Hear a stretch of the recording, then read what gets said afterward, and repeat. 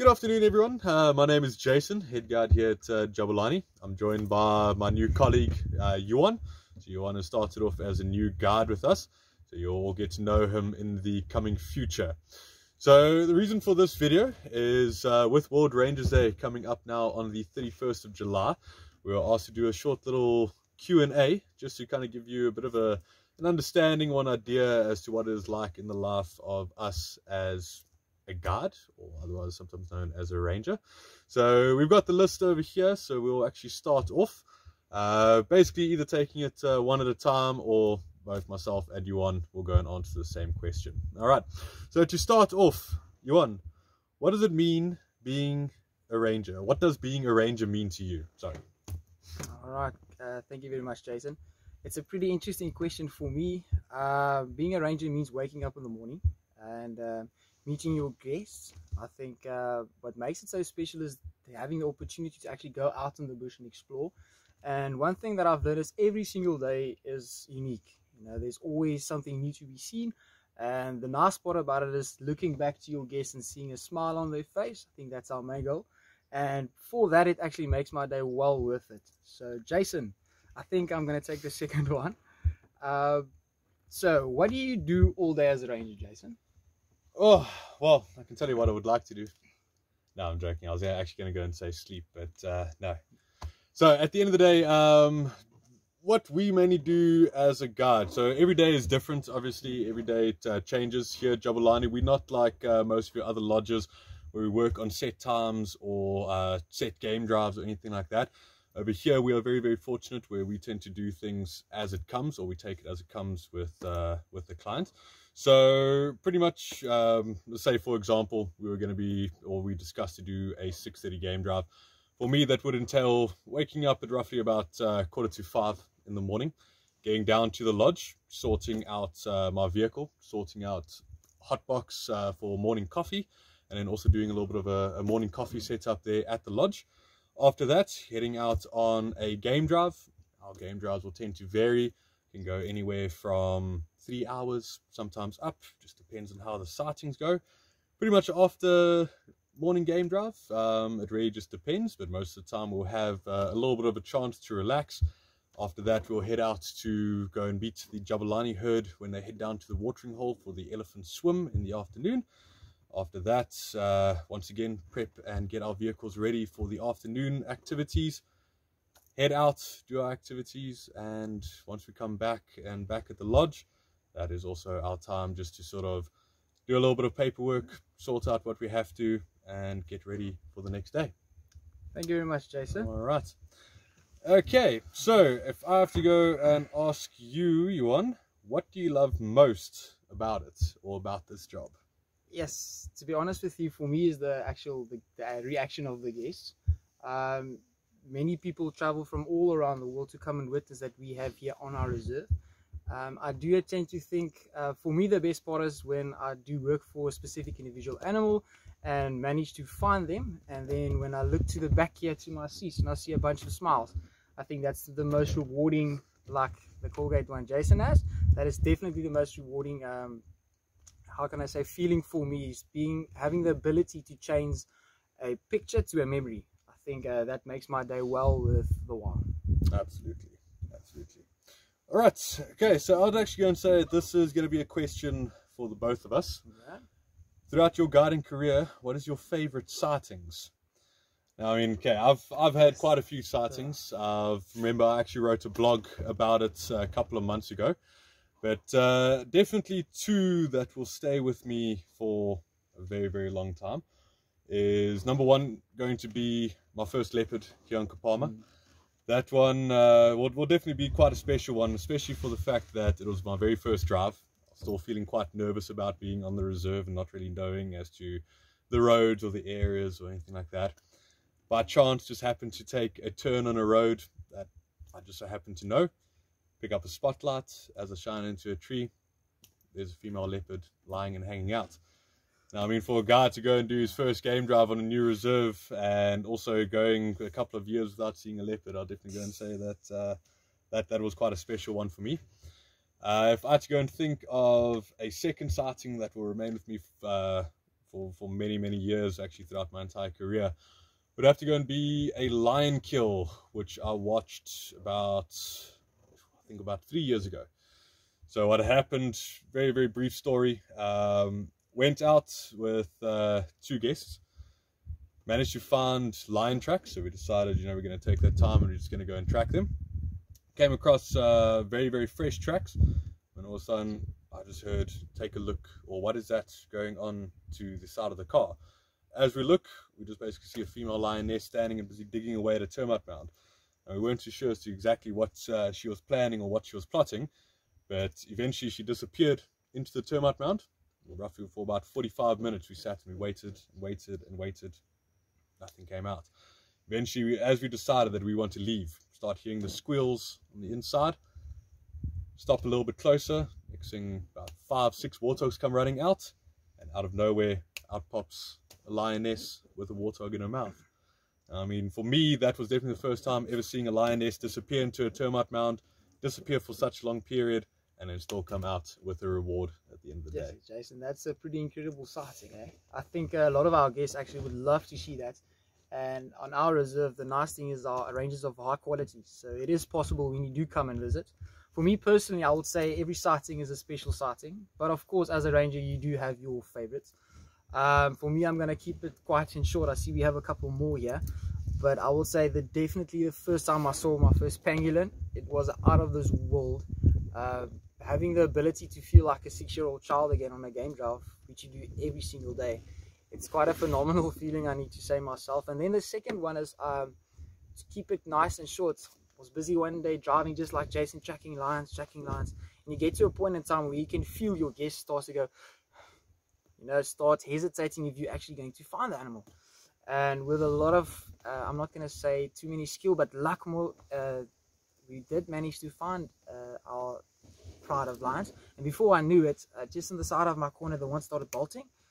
And I still remember one of the tracks the guest asked me before, and was a leopard track. It was also extremely fresh, so you can very quickly, how can I say, assume that it's like basically having a little puzzle with puzzle pieces. So we assumed that the lions were pushing the leopard up a tree, and before you knew it, poof, the leopard went up in the tree, and we have had the ability to sit with it for roughly 2.5 to 3 hours, which is always great for me. Every single day is a blessing in this bush, especially on Kapama Game Reserve. So I think it's a very hard question, because I feel every time I see our lions, it's special again. You know what I mean, Jason? Absolutely. And then for you, Jason, is going to be the next question. Okay. If you had to choose one person to take on safari, okay, who would your dream safari guest be that you'll be able to draft? Okay, right. At least I know I don't have to ask Tom Holland, because I've got him sitting next to me right here. Yeah, it's going to be our little inside joke. That's actually a little bit of a difficult one, because at the end of the day, to me, it doesn't always really matter as to who's sitting on my car. But I think if I had to go and say at the end of the day, a dream safari guest, I'm a massive Marvel fan. So I think if I had ever had to have the opportunity of like Chris Hemsworth, Thor, on my car, I'd certainly not complain. Just for that, I think also one of the big reasons is with him getting quite big and deep into conservation of animals as well. It'd always be something special to be able to have him, learn from him as to what he knows, and also get to learn from me as well. All right. Okay, so next question. This is going to go towards you, Juan. What do rangers think about when driving? Sure. Yeah. So many things. So what do I think about while driving on a game drive? So many things. Ladies and gentlemen, everything. It's a very straightforward answer, but continuously thinking about the next thing. It's not necessarily have to be big, but small as well. I mean, for me, while I'm driving, I'm thinking first of all of roads. There's a lot of roads on this reserve. And then sighting wise, what is the next special animal I can show my guests? It doesn't necessarily have to be a big elephant bull. It can also be a termite. So basically trying to balance it out accordingly to not necessarily what the guest wants, but trying to learn them something new in the process of guiding, because at the end of the day, that is what guiding is. It's not driving to a certain place and viewing a potential dangerous game, but giving somebody an experience they won't forget. I think that is continuously thinking about tracks, direction, wind, what other guys are doing, who can I assist, who can assist me, because at the end of the day we're a big team, so there's no I in team.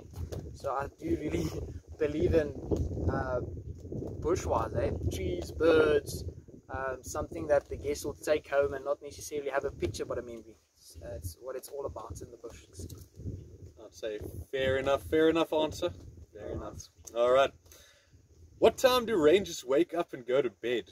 So you see, once again, a little bit of a question that can change and vary in accordance, especially with us here at Jabulani. Every time and every day will vary, especially towards us. So basically, let's go and say, for example, we agree upon, once again, in summertime, let's say, for example, 5 o'clock game drive. I'll be waking up anywhere at about 3:30 in the morning. Give myself a chance to be able to wake up, get that cup of coffee in, get ready for the game drive from there. When it comes to going to bed, with us, we always like to have it where we will stay and possibly host within the evenings when we are invited to. And also just stay around the lodge, just make sure that everything is fine and is safe. And once the last guests will go to bed, that is when we will call it a night for us. But like I said, every day is a different day and every day changes. 100%. All right. What do rangers do when not being a ranger? That's actually a pretty good question, to be honest. There's a little saying in the bush in between the rangers. Being a field guide or a ranger, as some people might know, it's definitely not a work, it's a lifestyle. So whatever you do, it's work related. It's not like you can switch on and off, like over a weekend you can go away. It's every single day waking up with a smile on your face, because I mean, this is what we do. This is why we do it, because of the love of the bush. So yeah, Jason, I think waking up in the morning, doing a game drive, having the ability to put a smile on somebody's face once again, and then talk about the game drive afterwards. You know, the guests always have these questions about if they're sitting there on the sighting. Many people, I always tell them, you'll go to bed and still wonder. You know, you'll wonder, maybe I should have asked this. And at Jabulani, it gives you the opportunity to actually sit around the, you know, at dinner or wherever the case may be, and discuss what the day was all about. And yeah, it's always interesting to hear the thoughts of the guests, especially if they've waited a very, very long time and you first managed to show them their first line or their first orange-breasted bushrat or whatever the case may be. That's why, Jason, I do agree with you. Every single day is a different day, and that's what makes our job so special, is you never know what's around the corner at the end of the day. Very true. All right, Jason, would you like me to... yeah, I think, you know, we can actually go and take this question together. How does photography come into your job, or come into the job for you? I mean, both of us are photographers, or wildlife photographers. I mean, for me, self-taught. So at the end of the day, photography definitely plays a very, very big factor, because a lot of people coming through are either A, going to be professional photographers, or B, they are just going to be taking photos, you know, for themselves, just to sort of put onto social media, or even just have their memories on a computer when they go back home. But for us as a guide, knowing photography and being able to do photography yourself definitely plays a very big factor in being able to help with the positioning of the vehicle. At the end of the day, being able to put the guests at the best angle, to be able to give them the best opportunity and the best shots that you can. Obviously, every time is going to, with every sighting, it is going to be a little bit difficult, but as long as you understand and know the fundamentals of it, it will help out at the end of the day to be able to give that better perspective, shall I say. Yeah. Yes, Jason, that's a very good answer. For me personally, it means, how does photography come into place for me is, yes, there's so many different aspects that we do take into consideration, not for our photos, but for yours. Positioning of the sun, anticipating where the animal's going to be even before they're there. I mean, like, if you think about it, a lot of people like driving the Kruger National Park, wherever, and they see a line and boom, now they're getting a shot. But for us, is thinking about what the animal's going to do next, positioning yourself so that the sun is perfect, and also having the ability to have information that the guests don't have, meaningly telling them how to set the ISO, the shutter speed. At the end of the day, it's the best feeling is when somebody comes to you afterwards and they'll say, look at my photo, guys. And to have a little bit of influence on that photo, it makes it so much worthwhile. And I think that's why we love photography. It's not necessarily for the photos, but with the memory that comes along with it. I think that's basically it for me, Jason. Yeah, no, I'd say that covers it. Would you like me to cover the next one? I think. What do you love about Kapama as a reserve? Oh, okay. Yeah, no, that's also there's a lot of different answers you can go and give about this one, but I mean, for me, I think I'll give a very short and sweet answer. At the end of the day, I love Kapama, particularly for the diversity. At the end of the day, you know, it's a relatively large reserve. We're sitting on about 18,000 hectares at this moment in time, or roughly about 42,000 acres. Now, I mean, with a privately owned game reserve of that size, number one, it's going to give you the opportunity to be able to cover, you know, large amounts of ground, cover different areas. And what's most incredible is the fact that you'll find that every area that we go through on Kapama, the area will change, it will vary, and it will be different. Same thing with the movement of animals. Animals are constantly moving around here. You know, we're sitting with 3 different prides of lionesses, or at least big prides. We're sitting with male lions. We're sitting with vast amounts of leopards coming and going from the reserve, elephants, rhinos, buffaloes, you name it. I mean, the sightings over here are just incredible. And I've been guiding here for coming on to 4 years now, and I can honestly say that I've not had a single dull day being out here, especially out on Kapama itself. Yeah. All right. So Juan, why should young kids think about becoming a ranger when they grow up? Sure.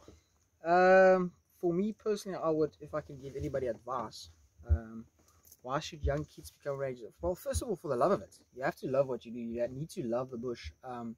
And if I can use something different, you have to be able to work with people, clients. You need to love the bush, and you need to be able to spend every single possible minute in the bush. It not necessarily needs to be for work, but for pleasure. It needs to be fun to be in the bush. For me, why should young kids think about becoming a ranger? Because it's flipping awesome. I mean, it's the best job in the world. If you think about it, you wake up in the morning, you're meeting people that's 99.99% of the time is already happy because they're there, offering them a cup of coffee, and everybody loves a cup of coffee early in the morning, and then getting the opportunity to take them around, well, basically Kapama Game Reserve. And let me tell you, this place is massive, so there's always something different to not necessarily learn, but to teach as well. Because if you think about it, we're basically teachers of the bush. The difference between teacher and a ranger is a very fine line, but we're not teachers. We're, in the sense, teachers by giving valuable information to a certain extent that somebody can go home and still remember it, and then tell somebody else about it for them to come and visit as well. So yeah, if you love the bush, you're young, you have a lot of how can I say, passion for working with people, that's the industry to go into. Wildlife, I'm not going to say around every single corner because it's wildlife. Some days I have it with Jason where we drive and we see nothing, but it's still special because then we can focus on the smaller things that at the end of the day you're going to remember when you go home. I think if there's something you'd like to add for the younger ones. No, you know, I mean, if I had to go and say, you know, why should always go and think about it? I mean, at the end of the day, you know, the bush is an incredible place. For me, you know, if I had to be very honest with you, I was never very big into going into game reserves when I was younger. If I have to think about it, I think before I even got into this industry, maybe went to a game reserve once, went in, got charged by an elephant, hated every minute of it. And yeah, now I'm working out here in the bush at a lodge that mainly provides for elephants. And you know, it's a crazy thing to go and think about.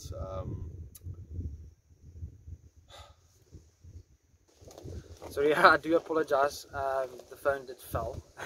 So technical difficulties, guys. So we're going to move on to the next question.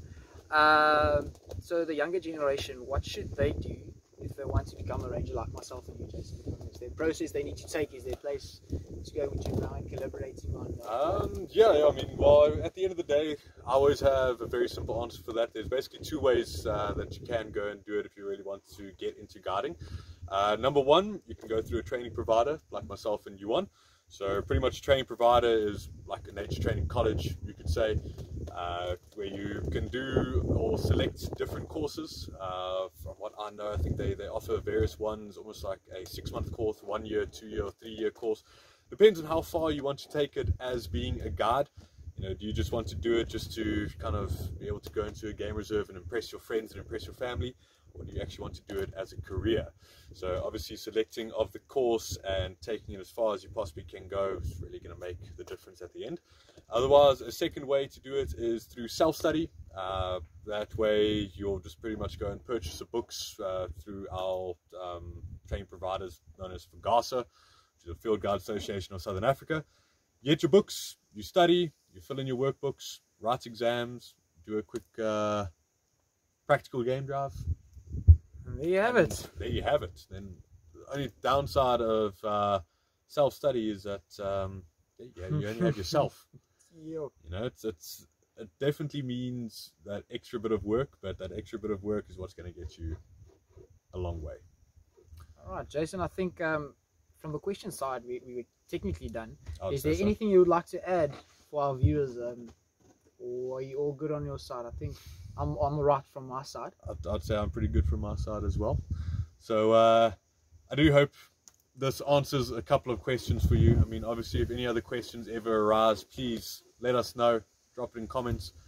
Myself and Juan will be very happy to add to those, or to actually go and do another little video once again if it ever does come down to it. So please just let us know.